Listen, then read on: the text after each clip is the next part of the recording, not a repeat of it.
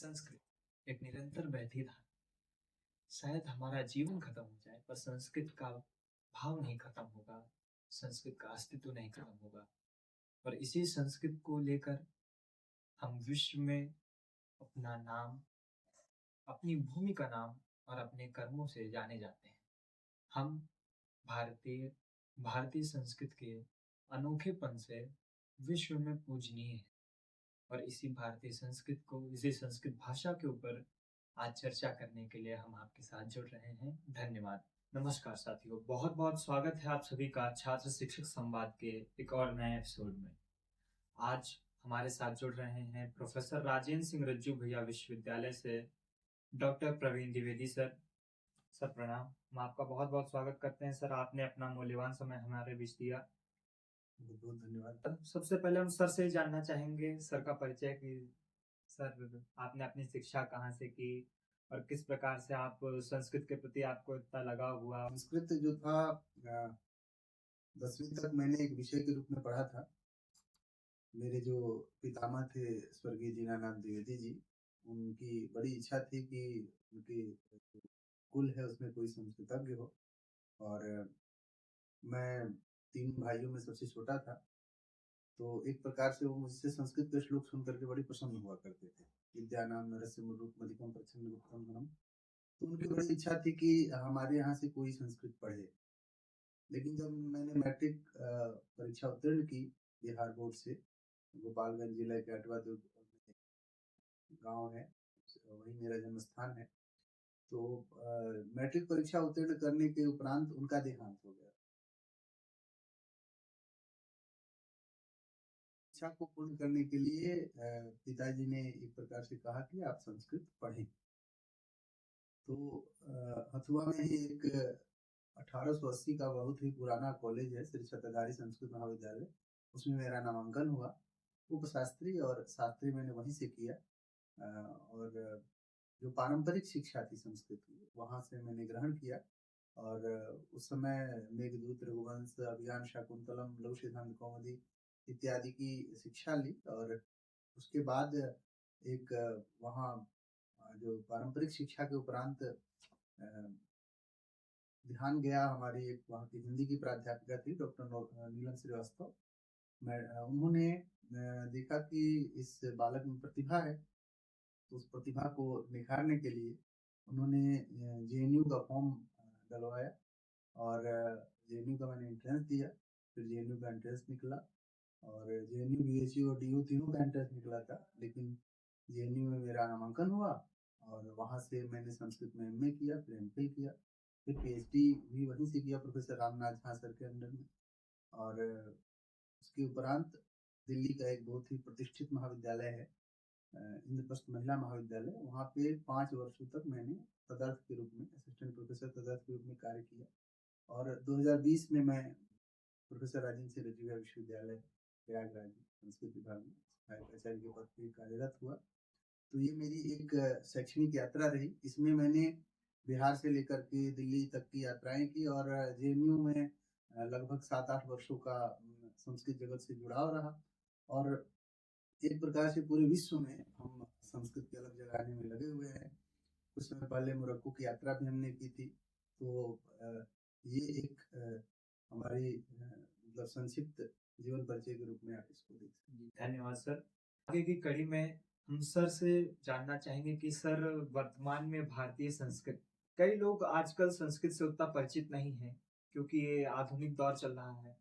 हम अंग्रेजी विषय पढ़ते हैं, हम हिंदी पढ़ते हैं, हम साइंस पढ़ते हैं, हम गणित पढ़ते हैं, पर अभी कहीं ना कहीं हम संस्कृत से दूर होते जा रहे हैं। तो सर मैं चाहता हूँ कि आप एक बार हमारे दर्शकों को संस्कृत से परिचय कराएं। बिल्कुल, आपकी बात बहुत ही सत्य है। संस्कृत से हम दूर नहीं हो पाएंगे। और संस्कृत से जो दूरी की बात आप कह रहे हैं, उसमें मुझे नहीं लगता है कि संस्कृत से हम दूर हो रहे हैं, जबकि संस्कृत की ओर नजदीक जा रहे हैं। कारण ये है कि पूरा विश्व जो है वो इस समय उथल पुथल की स्थिति में।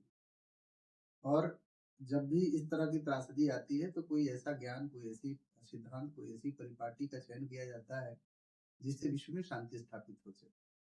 तो ये जो संस्कृत में निहित ज्ञान परंपरा है, जिसे हम भारतीय ज्ञान परंपरा का पर-अभिधान भी कह सकते हैं, वो एकमात्र शरण है। जहाँ तक बात रही कि संस्कृत के विषय में लोग कम जानते हैं, अंग्रेजी को ज़्यादा महत्व देते हैं, तो ये कुछ समय पहले तक था। ये इस बात से मैं बिल्कुल सहमत हूँ। लेकिन अब जो आधुनिक पीढ़ी है, वो धीरे-धीरे संस्कृत की ओर आकर्षित हो रही है। अभी विगत कुछ वर्ष पहले 1 वर्ष पहले ही सरकार ने 3 संस्कृत विश्वविद्यालयों को केंद्रीय संस्कृत विश्वविद्यालय का दर्जा दिया है। 2011 की जनगणना में देखें तो लगभग हमारे पास 17 संस्कृत विश्वविद्यालय हैं इवन। और कल मैं पढ़ भी रहा था और तमाम तरह के रिसर्चेज हो भी रहे हैं, तो मैंने देखा विश्व के लगभग 200 विश्वविद्यालयों में संस्कृत कहीं न प्रकार पढ़ाई जाती है। जर्मनी के 14 विश्वविद्यालय में पढ़ाई जाती है। तो न केवल भारत में, अभी तो विश्व में रिसर्च की दृष्टि के लिए सबसे अच्छी भाषा है, कंप्यूटर के लिए सबसे अच्छी भाषा है। जो आप लिखते हैं वही उच्चारण करते हैं, इसकी सबसे बड़ी वैज्ञानिकता है। इसके शब्दों को उलट-पलट दीजिए तब भी अर्थ नहीं बदलेगा। रामः गृहं गच्छति, गच्छति गृहं रामः, अर्थ वही रहेगा। लेकिन Ram goes to home goes to Ram, इसमें अर्थ बदल जाएगा। तो ये वैज्ञानिक भी है, सामाजिक भी है, राजनैतिक भी है। जितने भी भारतीय ज्ञान परंपरा के सिद्धांत रहे हैं, वो इसमें सन्निहित रहे हैं। हाँ, ये बात अवश्य है कि भारतीय शिक्षा प्रणाली में इसको कमतर आंका गया है। इसके ग्रंथों को कई लोगों ने इसके ग्रंथों को कपोल कल्पनाएँ कहीं, एक तमाम षड्यंत्र भी रहे, कुछ प्रक्षिप्त श्लोकों को इसमें जोड़ करके इसके ग्रंथों को बदनाम करने की, भ्रांतियाँ उत्पन्न करने का ये भी साजिश होती रही है। और ये तो बात आप जानते रहे कि जिस भाषा के ग्रंथों को जलाया गया है, और इसकी कई सारी लाइब्रेरियाँ जलाई गई हैं, उस भाषा पे प्रहार क्यों किया गया? क्योंकि वो एक प्रकार से बढ़ रही थी, वृद्धि को प्राप्त हो रही थी, पूरे विश्व को एक कर रही थी। अ, कृण्वन्तु विश्वमार्यं वसुधैव कुटुम्बकम्, इस प्रकार की अवधारणा किसी अन्य साहित्य में आपको नहीं मिलेगी, लेकिन भारतीय परंपरा में मिलेगी। अ, प्रकृति के प्रत्येक कण के प्रति इसमें एक सजीवता है, एक संवेदना है, एक भावना है। तो इस दृष्टि से आधुनिक युवा पीढ़ी इसकी ओर आकर्षित बिल्कुल हो रहा है। और अ, अभी आप देखेंगे कि धीरे-धीरे संख्या बढ़ रही है। अभी आईकेएस का एक डिवीज़न सरकार ने भी शुरू किया है। और क्योंकि जितनी भी भाषाएँ हैं, भारतीय भाषाएँ, उसका जो जड़ है, उसका जो रूट है, उसका जो मूल है, वो संस्कृत है। तो हम दूर नहीं हो रहे हैं, बल्कि हम उससे नज़दीक जा रहे हैं। तो सर हम जानना चाहेंगे कि संस्कृत व्यवहारिक दृष्टिकोण से और व्यावसायिक दृष्टिकोण से किस प्रकार से भिन्न है? बिल्कुल, आपकी बात अच्छी है कि कई लोगों को लगता है कि व्यवहार में संस्कृत है ही नहीं, केवल पूजा-पाठ की भाषा है, पंडितों की भाषा है। और आजकल पूजा-पाठ में भी हिंदी की लोग सत्यनारायण व्रत की कथा हो गई हो या पुराणों के भागवत पुराण हो गए हों, तो संस्कृत को धीरे-धीरे लोग वहाँ से कह रहे हैं कि ये तो हिंदी में पढ़ा जा रहा है। जबकि उनको पता होना चाहिए कि जितने भी शब्दों का प्रयोग आप करेंगे, वो शब्द जो हैं वो संस्कृत निष्ठ शब्द हैं। और संस्कृत निष्ठ शब्द वो व्यवहार में व्यवहृत होते हैं। आज भी जितने शब्दावलियों का प्रयोग वो भारत सरकार करती हो या जो सरकारी संस्थाएँ करती हैं, उसमें संस्कृत निष्ठ हिंदी का ही प्रयोग होता है। और माननीय उच्च न्यायालय ने भी 1893 में संस्कृत निष्ठ हिंदी का एक के पक्ष में एक आदेश जारी किया हुआ है। और आर्टिकल 351 जो है संविधान का, उसमें भी संस्कृत निष्ठ हिंदी की ही वकालत की गई है। हिंदी को संस्कृत निष्ठ ही होना चाहिए, क्योंकि वो जड़ है। हाँ, ये बात अवश्य है कि जड़ दिखती नहीं है। वृक्ष में आप देखेंगे जड़ दिखता नहीं है। जी। उसके पत्ते, फूल, फल ये सब दिखेंगे, लेकिन जड़ दिखता नहीं है। लेकिन जड़ को यदि आप काटेंगे तो वृक्ष सूख जाएगा। इसीलिए संस्कृत की सुरक्षा होनी चाहिए, रक्षा होनी चाहिए। दूसरी बात जो आपने पूछा व्यवसायिक दृष्टिकोण से, तो इसमें रोजगार की अपार संभावना है। मैंने बताया भी कि लगभग 17 विश्वविद्यालय हैं, 5000 संस्कृत कॉलेज है, 3 करोड़ से अधिक लोग इसके अध्ययन अध्यापन में रत हैं संस्कृत भाषा में। और शिक्षक के अलावा भी इसमें आप आईएएस, पीसीएस, बैंक अधिकारी, आप राजभाषा अधिकारी के रूप में इसमें जा सकते हैं। मैन्युस्क्रिप्ट में तमाम संभावनाएं हैं, ट्रांसलेशन स्टडीज में तमाम संभावनाएं हैं। मीडिया में आप जो पौराणिक आख्यान होते हैं, उनके जो एनएसडी है, दूरदर्शन में जितने भी पौराणिक चैनल बनते हैं, नई नई कहानियां उनको चाहिए तो वो पुराणों से निकल के आएंगी। बहुत सारी कहानियां जो है वो ट्रांसलेटेड नहीं है, बहुत सारे ऐसे तथ्य हैं जो अनुद्घाटित हैं, उन ग्रंथों में क्या रहस्य छिपा पड़ा है वो संस्कृतज्ञ ही बता पाएगा। तो इसलिए व्यावसायिक दृष्टिकोण से वो अच्छा है। कर्मकांड और ज्योतिष तो इसका एक अलग पक्ष है ही। योग भी इससे जुड़ा हुआ है, आयुर्वेद भी जुड़ा हुआ है, संगीत भी जुड़ा हुआ है। आप जितने भी मूल ग्रंथ देखेंगे, आप ताल दीपिका देखेंगे तो आप संस्कृत में है। जो तबला बजाने के लिए जो ग्रंथ का प्रयोग है, बच्चों को मनाने के लिए, और बहुत सारे ऐसे ग्रंथ हैं जिनका केवल नाम मिलता है। तो हो सकता है एनएमएम में लगभग 50 लाख मैन्युस्क्रिप्ट पड़े हैं। उनकी ओर संस्कृतज्ञों को देखना चाहिए और धीरे-धीरे संख्या बढ़ रही है। मेरा मानना है कि आधुनिक युग में संस्कृत जो है वो अपने चरमोत्कर्ष को पुनः प्राप्त करेगा। सर, हम बढ़ते हैं अपने अगले प्रश्न की ओर। तो जी। जैसा कि आपने बताया कि आप जेएनयू जैसी संस्थाओं में आपने वहाँ से अपनी शिक्षा पूरी की, पीएचडी पूरी की और आप बहुत समय तक जेएनयू जैसी संस्थाओं से जुड़े रहे। तो जेएनयू जैसी संस्थाओं का क्या योगदान है भारतीय संस्कृति को बढ़ावा देने में? तो आपकी बात सही है। कुछ लोग उसको मानते हैं कि जेएनयू जो है वो देश विरोधी तत्वों का एक प्रकार से केंद्र है। लेकिन कुछ लोग उसमें ऐसे हो सकते हैं, लेकिन अ, जो जेएनयू का एक भाग है, पूरा एक समुदाय है, वो देश के प्रति समर्पित है। और कुछ षड्यंत्र भी होते हैं इस तरह की चीज़ों को बदनाम करने के लिए, क्योंकि आज भी भारत की सबसे टॉप यूनिवर्सिटियों में से है वो। और जितने भी ब्यूरोक्रेट्स हैं और देश को चलाने वाले इवन कैबिनेट मंत्री भी जेएनयू से हैं। और बहुत ही अच्छा माहौल होता है वहाँ का पढ़ने-पढ़ाने का। 2 घंटे की एक क्लास होती है।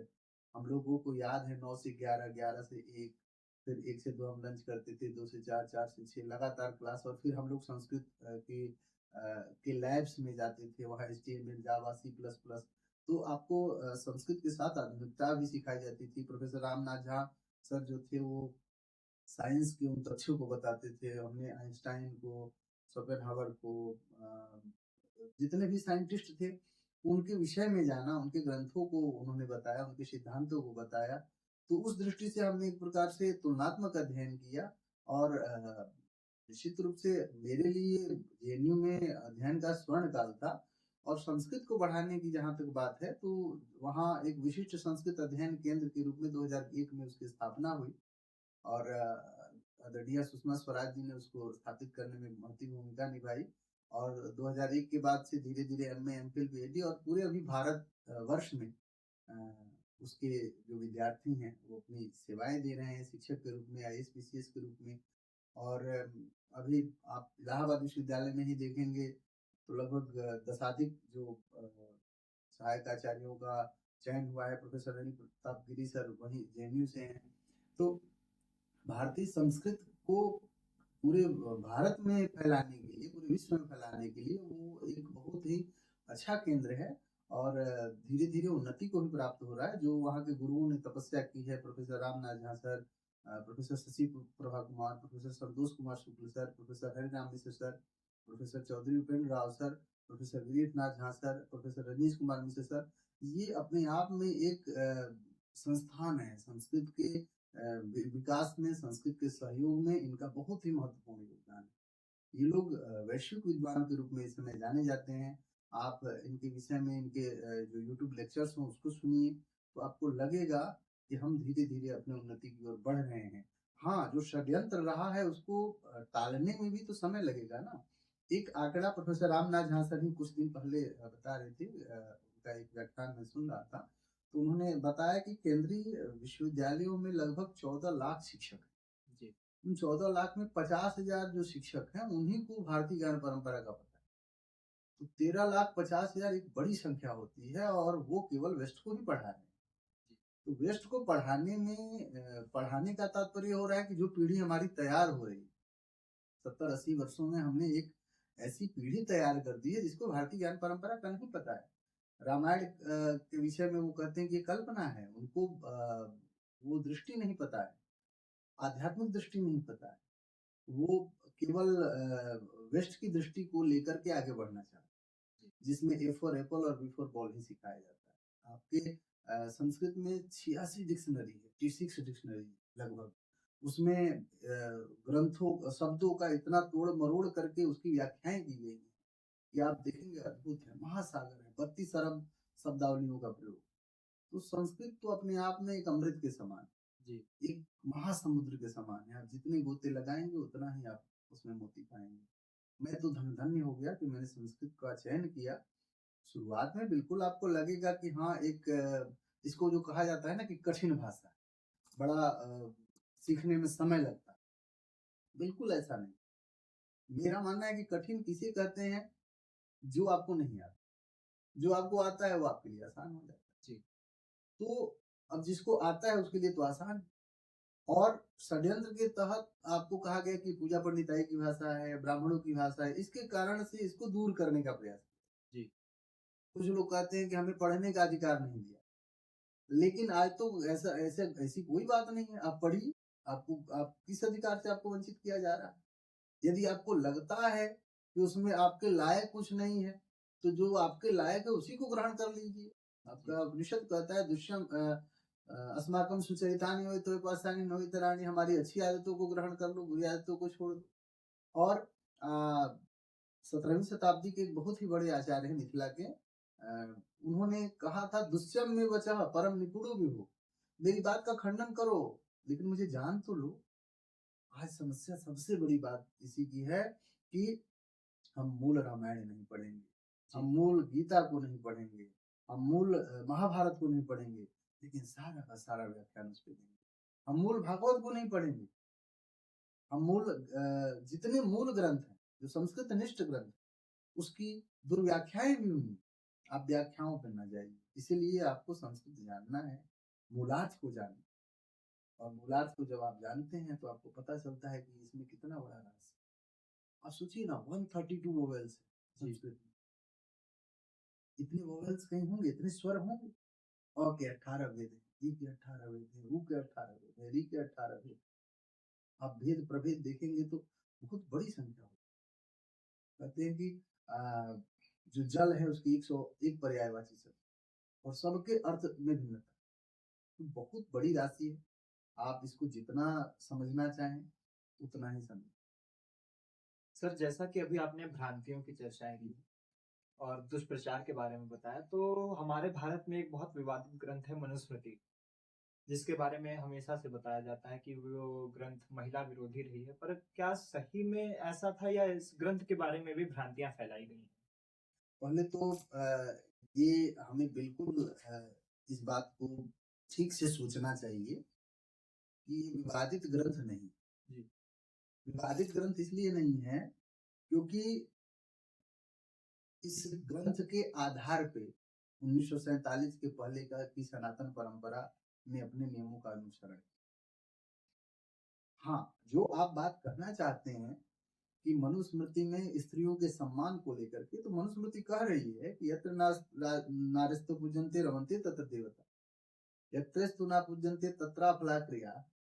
स्त्रियों की जहाँ पूजा होती है वहाँ देवता रमण करते हैं, जहाँ उनकी पूजा नहीं होती है वहाँ की सारी क्रियाएं निष्फल हो जाती हैं। तो इससे बड़ा महिलाओं का क्या सम्मान है? लेकिन कुछ श्लोक जो हैं आपको उसमें ऐसे देखने को मिल जाते हैं जो लगता है कि इसको बदनाम करने के लिए, जैसे आप आगे बढ़ते हैं, अनुष्टुप छंद एक ऐसा छंद है कि सामान्य संस्कृत जानने वाला भी उसमें जोड़ के बना दे। जी, तो कभी भी ग्रंथ का अर्थ समझने के लिए एक वाक्यता का सिद्धांत है संस्कृत। एक जी, वाक्यता के सिद्धांत से यदि आप मनुस्मृति को पढ़ेंगे तो आपको लगेगा कि ये श्लोक प्रक्षिप्त है, वो आपको ऑटोमेटिक दिखने लगेगा। जैसे जी, मैं बताता हूँ, एक आप कोई वस्त्र पहनिए और उसमें किसी दूसरे वस्त्र का कुछ जोड़ा जाए तो आपको दिखने लगेगा कि नहीं, एक ये वस्त्र तो एक समान है लेकिन ये दूसरा उसमें ऐड किया गया है, जी, जोड़ा गया। तो जब ये कब होगा, जब एक वाक्यता देखेंगे। लेकिन जब आप केवल उतने भाग को देखेंगे तो आपको लगेगा कि नहीं नहीं, ये कैसे जो, ये तो अलग है, ये अलग है। जी, और उसी को आप सत्य मानेंगे। छिद्रान्वेषण, पूरे दीवाल पे एक कोई बिंदी बना दीजिए तो दीवाल की सफेदी आपको नहीं दिखेगी, वो बिंदु दिखेगा। क्यों दिखेगा? क्योंकि आपका ध्यान उसी, जी, जाकी रही भावना जैसे प्रभु मूरत देखी तिन तैसी। और महिलाओं की सम्मान की बात, तो वेदों में 33 ऋषिकाओं का, किसी भी धर्म के, किसी भी जो संप्रदाय है उसके फाउंडर टेक्स्ट में इतनी बड़ी संख्या महिलाओं की बिल्कुल। जी। और सम्मान की बात, तो सम्मान केवल मानवीय माताओं को नहीं, प्रकृति रूपी माता को, माता भूमि पुत्रो हम पृथिव्या, पृथ्वी को माता माने, क्योंकि पूरा वेस्ट पृथ्वी को डेड मानता है, आप पृथ्वी को माता माने। जी। पृथ्वी के से कुछ चीजें उत्पन्न हो रही हैं, आप समक्ष दिख रहा है कि वो जीवित, लेकिन पूरा वेस्ट उसको डेड मानता है। तो तात्पर्यार्थ यही है कि महिलाओं का प्रचुर सम्मान है। साम्राज्ञी स्वसूर्य, आज भी पूजा पाठ में महिलाओं को दाहिने बैठाया जाता है, जी। दाहिने श्रेष्ठ को बैठाया। तो महिलाएं केवल बराबर की भागीदारी नहीं करती, वो श्रेष्ठता की भागीदारी करती। और दूसरी बात कि जब आप बृहदारण्यकोपनिषद पढ़ेंगे तो उसमें एक बड़ा ही महत्वपूर्ण उदाहरण है कि सृष्टि कैसे हुई। अर्ध ब्रिगलम में तो कहते हैं मसूर के दाल के दाने को आपने देखा होगा, ऊपर से कवर्ड रहता है, बीच में 50-50 रहता है। तो उस तरह एक भाग से स्त्री एक भाग से पुरुष का उद्भव हुआ, ये बृहदारण्यकोपनिषद। और वो जो अर्ध भाग है वही अर्धनारीश्वर, इसीलिए स्त्री और पुरुष एक दूसरे के बिना अधूरे हैं, एक दूसरे से मिलकर एक यूनिट बनते हैं और उससे वो अपने अनुष्ठान को, यज्ञ को, जो भी कार्य, यज्ञ का अर्थ होता है कार्य, कार्य को संपन्न करते, अकेले नहीं करते। इसीलिए दोनों का मिलन आवश्यक होता है, एक नई सृष्टि, एक नया उद्भव, एक नई संरचना। जी। सर, भारत के अलावा जैसे आपने चर्चा किया कि आप विश्व के 1-2 देशों में भी आपका भ्रमण हुआ, तो वहाँ पे भारतीय संस्कृति को किस तरीके से देखा जाता है और संस्कृत को विषय के रूप में किस तरीके से देखा जाता है? बिल्कुल सम्मान है उनका, और इतना सम्मान है कि संस्कृत के कारण ही लोग वहाँ हमें जानते। विवेकानंद ने उपनिषदों की बात की। उपनिषद भारतीय ज्ञान परंपरा, संस्कृत ज्ञान परंपरा का स्तंभ है। उपनिषद को शोपेनहावर ने पढ़ा, उपनिषद को लाइब्निज ने पढ़ा। ऐसे आप लगभग 2500-3000 टी.एस. इलियट, जो इंग्लैंड में भारतीय ज्ञान परंपरा की वकालत कर रहे हैं, वो कह रहे हैं कि मैथोलियन पद्धति नहीं चली। जी। वो कह रहे हैं कि नहीं, हमें भारतीय ज्ञान परंपरा से ही इस जन्म में भौतिक सुख सुविधाओं में लगे हुए होकर के अंत में मोक्ष की प्राप्त करती है, मतलब ये लौकिक सुख और पारलौकिक सुख दोनों मिलेगा। जी।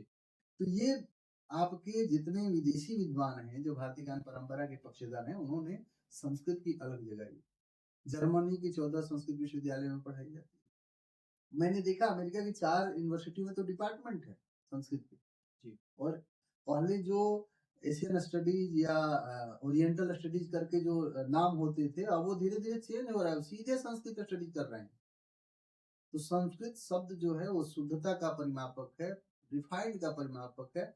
आपको शुद्ध चाहिए ना, हर एक चीज में शुद्धता ढूंढते हैं ना। जी। कहते हैं ना कि हमें शुद्ध तेल मिले, शुद्ध पानी मिले, शुद्ध हवा मिले, तो शुद्ध भाषा क्यों ना मिले?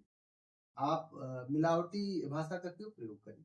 इसीलिए विश्व के लगभग 200 विश्वविद्यालय में संस्कृत का अध्ययन अध्यापन होता है, और संस्कृत के अध्ययन अध्यापन के साथ वो लोग इसका शोध में प्रयोग। कई बार आपको लगता भी होगा कि अ, हमने पहले ये आविष्कार क्यों नहीं किया। फाउंटेन पेन से लेकर के एरोप्लेन तक उन्होंने बनाया, और हमने हमने पेटेंट नहीं कराया। हमने हमने उस ज्ञान को भौतिक रूप में क्यों नहीं प्रदर्शित की।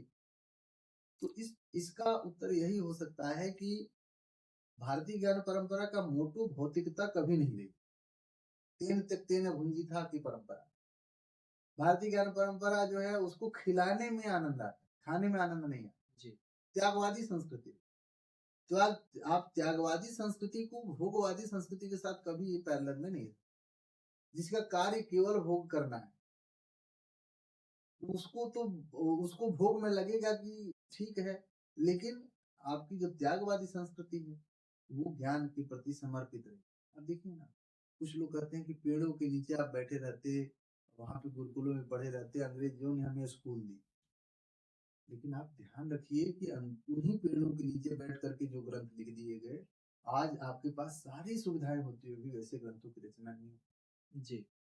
क्यों नहीं हो पा रही है? क्योंकि उनका ध्येय केवल ज्ञान था। आपका ध्येय ज्ञान से इतर बहुत सारी चीजें। आपको लगता है कि ज्ञान तो सेकेंडरी है।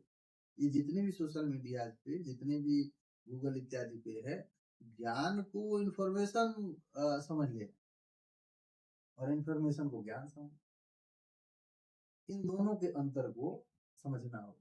ज्ञान कहते हैं कि जब आप उसको जान जाएं, तद्वती तत्प्रकारकम ज्ञानम, जो वस्तु जैसा है उस वस्तु में उसी को देखना ज्ञान। और जो वस्तु है उसमें किसी अन्य वस्तु को देखना, इसी को भ्रांति कहते हैं। रस्सी में सांप को आप देखेंगे ना जी, तो रस्सी में सांप क्या है? भ्रांति है ना, सांप भ्रांति है। ज्ञान में अज्ञान का दर्शन हो रहा है, तो ज्ञान में जब अज्ञान का दर्शन होगा तो इस प्रकार के जो आपको दुविधाएं दिख रही हैं समाज में, जो समस्याएं दिख रही हैं समाज में, वो भ्रांतियों के कारण। जब आप त्याग पूर्वक भोग की बात करें, कुंभी धान्य की परंपरा रही है, एक घड़े अनाज आप रखिए, बाकी सब डोनेट कर दीजिए। तो इससे क्या होता था? पूरा सामाजिक बैलेंस रहता था। आज एक व्यक्ति बहुत आगे बढ़ते जा रहा है, दूसरा व्यक्ति एकदम नीचे होते जा रहा है। और हर एक वस्तु को आप व्यापार से नहीं जोड़ सकते जी। संस्कार, जो प्रेम और व्यापार, ये तीनों चीज अभिन्न अभिन्न। व्यापार व्यवहार चलाने के लिए ठीक है, लेकिन व्यापार आध्यात्म में व्यापार नहीं है, आध्यात्म में बाधक है। और मूलतः आपको अध्यात्म में ही एकमात्र शरण है। इसलिए विश्व जो है, अब देखिए ना, धीरे धीरे मैंने कई जगह सुना है इस बात को कि भारत में आध्यात्मिक विश्वविद्यालय खुलने जा रहे हैं। अब अयोध्या में एक वैदिक विश्वविद्यालय खुलने जा रहा है, प्रयागराज में आध्यात्मिक विश्वविद्यालय की बात चलने लगी है, क्योंकि आध्यात्म की नगरी है और पूरे विश्व में आध्यात्म ही एकमात्र शरण है। अध्यात्म की क्रोड़ में ही आप जीवन को प्रसन्नता पूर्वक जी सकते, बड़ा आनंद मिलता है जो आध्यात्म को। सोचिए ना, वेस्ट की दृष्टि से जो कुंभ के कल्पवासी हैं, उनको तो लगेगा तो ये लोग यहाँ ठंड में ऐसे गलन में क्या कर रहे हैं, लेकिन उनको जो आनंद आ रहा है, उनको जो तपस्या में अच्छा लग रहा है। महाकुंभ में आप देखिए कितने सारे लोग आए, कितना अद्भुत आनंद आया उनको, जबकि आपने देखा कि कितनी सारी समस्याओं का सामना उनको करना पड़ा। इतनी बड़ी संख्या में लोगों का एक स्थान पर एकत्रित होना, स्नान करना और उस स्नान में आनंद, ये भारत की यही आध्यात्मिकता है, जिसको विश्व ने हमेशा माना है। और जब तक आप भारत की आध्यात्मिकता को नहीं मानेंगे, तब तक विश्व शांत रहेगा, ये बात निश्चित। क्योंकि भारत की आध्यात्मिकता में वो गुण है जो मानव को प्रकृति के प्रति, कण के प्रति एक संवेदनशील बना जी। तो ये सब बातें हैं, इसीलिए विश्व में भले वो लोग प्रदर्शित इस बात को न करें कि हम संस्कृत पढ़ाते हैं, हम संस्कृत के पक्षधर हैं, लेकिन आप उनके वेबसाइट पे जाके देख सकते हैं, आप चैट जीपीटी कर सकते हैं और आप एआई का सहारा ले सकते हैं कि कहाँ कहाँ क्या क्या हो रहा है। क्योंकि आज सबसे अच्छी बात क्या है तकनीक में, कि आज कुछ बहुत सारी चीजों को आप छुपा नहीं सकते, तो वो डाटा निकाल करके आपको दे दे, तो आपको 200 विश्वविद्यालयों को सीधे लिस्ट मिल जाएगी कहाँ कहाँ संस्कृत पढ़ाया जा रहा है, अमेरिका में किन किन विश्वविद्यालयों में पढ़ाया जा रहा है, कौन कौन सी अभिनेत्रियां हैं भारत की, विश्व की, जिन्होंने संस्कृत पढ़ी है, कौन कौन से सिंगर हैं जिन्होंने संस्कृत पढ़ा है, ये संपूर्ण सूची आपको मिल जाए। तो इसलिए, और संस्कृत लोग उच्चारण की दृष्टि से पढ़ते हैं, ज्ञान की दृष्टि से भी पढ़ते हैं, अध्यात्म की दृष्टि से भी पढ़ते हैं, संस्कार की दृष्टि से भी पढ़ते हैं। क्योंकि भोगवादी संस्कृति में दुख है और त्यागवादी संस्कृति में सुख। यही सुख जो है वो आपको आनंदित करता है। ठीक सर, युवाओं को संस्कृत की ओर आकर्षित करने के लिए आप उनको क्या सजेशन देना चाहेंगे? देखिए, युवाओं को संस्कृत की ओर आकर्षित करने के लिए सबसे बड़ी बात यह है कि संस्कार के प्रति वो सजग, क्योंकि संस्कार बड़ी चीज है। जो हमारे महाविद्यालय है, विश्वविद्यालय है, या जितने भी शैक्षणिक संस्थान हैं, वो संस्कार का गढ़ जी, चरित्र का निर्माण करने वाला हो। तो चारित्रिक निर्माण के प्रति युवाओं को सजग होना। वेस्ट ने चरित्र को एक प्रकार से धूमिल कर दिया है, दूषित कर दिया, फैमिली ब्रेक हो गए।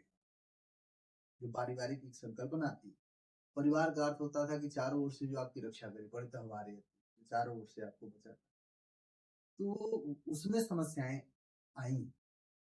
और कहीं ना कहीं भारतीय युवा जो है वो भौतिकवादी के चक्कर में थोड़ा सा तो प्रभावित हुआ है, कहीं कोई दो राय नहीं है। एक तो भौतिकवादिता है, दूसरा ये है कि जो 70-80 वर्षों में उन्होंने उसको पढ़ा है, तो जो व्यक्ति जिस वस्तु को पढ़ेगा उसको पता ही नहीं है भारतीय ज्ञान परंपरा, तो वो तो निश्चित रूप से उसी को अच्छा मानेगा। जिस शिक्षक से जो विद्यार्थी पढ़ता है उसके लिए वही गुरु होता है, और बाकी कोई कितना भी बड़ा विद्वान होगा उसको लगेगा नहीं ये हमारे सर बड़े अच्छे हैं, बाकी उतने विद्वान नहीं। लेकिन जब आप उनके लेक्चर को सुनेंगे, जब आप उनको पढ़ेंगे, जब आप ग्रंथों में डूबेंगे, किताबों से जुड़ेंगे, तो धीरे धीरे उन सब बातों को आए। इसके लिए युवाओं को गीता अवश्य पढ़नी, गीता इसलिए पढ़नी चाहिए कि गीता जो है वो आपकी सारी समस्याओं का एक प्रकार से निदान, समस्याओं का समाधान प्रस्तुत कर। जो आज फ्रस्ट्रेशन बढ़ रहा है, जो सुसाइड केसेस बढ़ रहे हैं, एक चाह, जिसकी भी चाह होती है वो प्राप्त हो जाती है, फिर भी उसकी चाह बनी रहती है।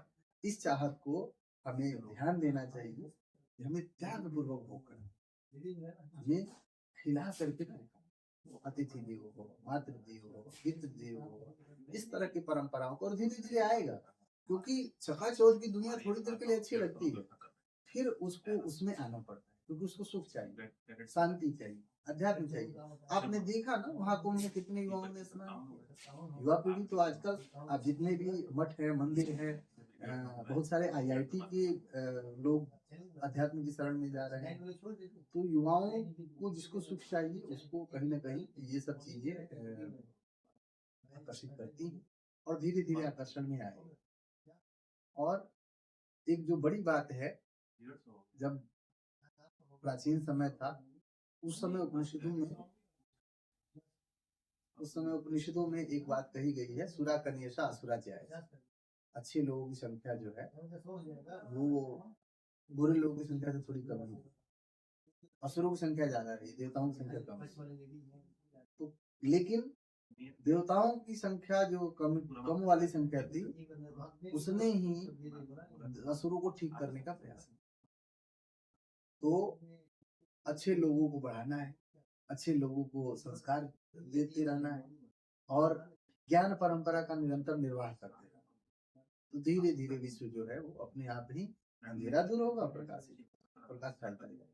प्रकाश थोड़ा होता है ना, दिया कितना अंधेरा दूर कर सकता है, थोड़ा सा, लेकिन जितना भी करता है उतना अपने आप में पर्याप्त है। तो ऐसे ही एक एक दीपक हमें बनते जाना है, और पूरे विश्व को रोशनी से फैलाते जाना है, भारतीय ज्ञान परंपरा रूपी प्रकाश से हमें प्रकाशित।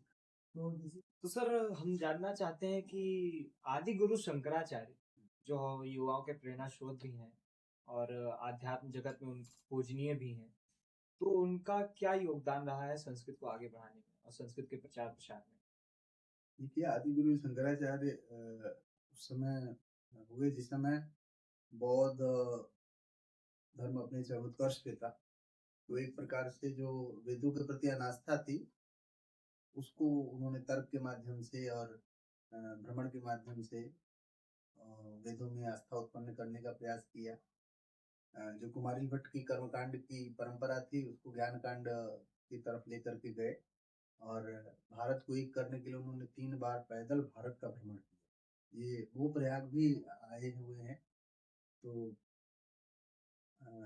युवाओं के लिए ही नहीं, वो सबके लिए एक प्रकार से कहते हैं कि शंकर साक्षात, वो साक्षात शिव के अवतार थे, क्योंकि इतनी कम अवधि में इतने सारे ग्रंथों की रचना करना आध्यात्मिक जगत में। उन्होंने 4 मठों की स्थापना की है पूरे भारत में, और 4 मठों में जो अद्भुत बात है कि जो दक्षिण भारत का व्यक्ति होगा वो उत्तर भारत के मठों में पुजारी होगा, और जो उत्तर भारत का होगा वो दक्षिण भारत के मठों में पुजारी होगा। तो इससे भारतीय के जो तीर्थ क्षेत्र है उसमें आवागमन बना रहेगा, और आवागमन बने रहने से भारतीय एकता अखंड रहती है। इसीलिए एक दूसरे प्रदेश में, एक दूसरे राज्य में जो हमारे भारत के क्षेत्र है, आवागमन करते रहना चाहिए, एक दूसरे से संबंध स्थापित करते रहना चाहिए, आपस में जुड़े रहना चाहिए। तो ये उन्होंने आध्यात्मिक दृष्टि से आध्यात्मिक भारत को जोड़ने का बहुत ही अद्भुत कार्य किया है। उनके अनेकों ग्रंथ हैं। उन्होंने जो भारतीय देवतावाद है उनके सौंदर्यीकरण भी किया, और देव पंचायतन की बात की, जो बहुत धाराओं में बट गए थे। कहा जाता है कि कण-कण में भगवान हैं, लेकिन कुछ जैसे देव हैं, दुर्गा हैं, शिव हैं, विष्णु हैं और गणेश हैं और सूर्य हैं। इनको देव पंचायतन के रूप में उन्होंने स्थापित करके और पूरे भारत को एक करने का प्रयास किया कि आप इनकी उपासना यदि करेंगे तो कहीं न कहीं जो आपके इष्ट हैं, उनकी उपासना स्वयं हो जाती है। और वेदों का भी यही घोष है कि एकम सद विप्रा बहुधा वदन्ति, सत्य एक ही है और लोग अनेक नाम से उसे बुलाते हैं। जैसे आपका नाम अभिजीत है और आपको कोई मित्र कहता है, कोई पुत्र कहता है, कोई भाई कहता है, लेकिन आप में कोई अंतर नहीं है। आपके नाम भिन्न हो सकते हैं, आपका स्वरूप एक है। उसी तरह जो ईश्वर है, उसके नाम भले कितना भी आप भिन्न कर दें, उसके नामों के अर्थों में भिन्नता हो सकती है, लेकिन जो सत्तात्मक है, वो भिन्नता नहीं हो सकती। तो शंकराचार्य ने आध्यात्मिकता की दृष्टि से भारत को एक करने का अद्भुत ही कार्य किया है। तो आज के हमारे संवाद का आखिरी प्रश्न है कि आने वाले विगत कुछ दशकों में भारतीय संस्कृत का क्या भविष्य होगा और इसमें कृत्रिम बुद्धिमत्ता एआई की क्या भूमिका रहेगी? देखिए 2 बात है कि एक तो कई लोग कहते हैं कि हम भगवान की जो संरचना है, ईश्वर की जो कृति है, उससे आगे निकल जाएँ। ये संभव नहीं। क्योंकि हम कितना भी बुद्धिमान हो जाएँ, कितना भी विद्वान हो जाएँ, कितना भी आगे बढ़ जाएँ, लेकिन जो ईश्वरीय संरचना है, वैसा नहीं हो सकता। जो पहाड़ आप देखते हैं, समुद्र देखते हैं, नदियाँ देख सकते हैं। आप छोटी-मोटी कृत्रिमता कर सकते हैं और कर भी रहे हैं। अपनी व्यवहार की दृष्टि से, अपनी सुविधा की दृष्टि से जो चीज़ें बनाना चाहें, वो बना ही सकते हैं। लेकिन जो प्रकृति का एक की संरचना है, प्रकृति के अंदर जो ज्वालामुखी है, जो उसके भूकंप आते हैं, जो उसका एक स्ट्रक्चर है, आप उसका पता लगा सकते हैं। आप खून चढ़ा सकते हैं, खून बना नहीं सकते। तो ये कुछ चीज़ें हैं जिसकी ओर विज्ञान भले कार्य कर रहा है, लेकिन जो पूर्ण रूप से ईश्वरीय कृति है, जो प्रकृति की कृति है, यदि हम ईश्वरीय कृति कुछ लोग ना माने तो उसको नेचर सेंट्रिक यदि मान सकते हैं या नेचर द्वारा क्रिएटेड मान सकते हैं, तो वैसा तो हो ही नहीं सकता। आर्टिफिशियल इंटेलिजेंस का जहाँ तक प्रश्न है, तो उसमें भी संवेदना नहीं, वो डाटा पर आधारित ज्ञान, और जितना ही डाटा उसे मिलेगा उतना ही ज्ञान उसका पुष्ट होता जाता है। लेकिन आपका जो ग्रंथगत ज्ञान है और जो आपका कक्षाओं में गुरु बैठ करके पढ़ाते हैं, वो अनुभवात्मक ज्ञान होता है। उससे एक आपका व्यक्तित्व का निर्माण होता है। इसीलिए एआई सहायक हो सकता है, लेकिन वो साध्य नहीं हो सकता। सहायता आप बहुत सारी चीज़ों से लीजिए। ये जितनी भी कुर्सी है, बेंच है, एसी है, पंखे हैं, जो तरह-तरह के टेक्निक्स आ रहे हैं आपको सिखाने के लिए, बताने के लिए, पढ़ाने के लिए, ये सहायक हो सकता है। लेकिन जो एक शिक्षक एक शिष्य को ज्ञान देता है, वो प्राचीन काल से भी महत्वपूर्ण था, आज भी महत्वपूर्ण है और आगे भी महत्वपूर्ण है। तो एआई का आप उपयोग करिए, आप उसको साधन के रूप में मानिए, अपने ज्ञान को अपडेट करिए, ये भी एक तरीका हो सकता है। लेकिन उस ज्ञान से वंचित न होइए जो हमारी परंपरा का ज्ञान है, जो हमारे हजारों वर्षों से वही चीजें चली आ रही है। आज जितने भी शोध हो रहे हैं वो 150 वर्षों के लिटरेचर रिव्यू होता है उसका, जबकि आपके पास हजारों वर्षों का लिटरेचर, उसका जब आप देखेंगे तो हजारों वर्षों में बहुत सारी ऐसी चीजें आई होंगी, बहुत सारे ऐसे तथ्य आए होंगे जिनका सामना उन ऋषियों ने, उन मनुष्यों ने, उन विद्वानों ने किया होगा। तो इसीलिए उस ज्ञान को देखना ज्यादा आवश्यक है। जबकि हम लोग क्या करते हैं, 2-4 किताबें पढ़ लेते हैं, 2-4 चैट जीपीटी का प्रयोग करते हैं और हमें लगता है कि हमने एक नया कर दिया। ऐसे नयापन नहीं आएगा। आपको उन ग्रंथों में गोते लगाने पड़ेंगे, उनको ठीक से समझना पड़ेगा, उनके साहित्य को, उनकी दृष्टि को।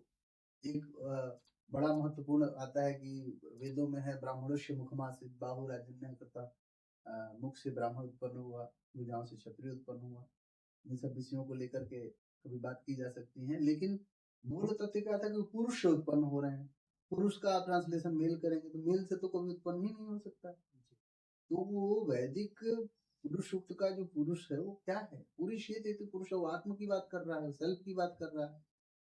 तो ऐसे वैदिक ऋषियों की दृष्टि को समझ, आधुनिक युवाओं को दृष्टि बहुत जरूरी है देना। एआई की दृष्टि तो ठीक है, साधन के रूप में, सहायक के रूप में है, लेकिन उसको साधन को साधन समझिए। जैसे आप किसी कार से जाते हैं, वो साधन है, वो आपका साध्य नहीं है। जहां आपको जाना है वो आपका साध्य है।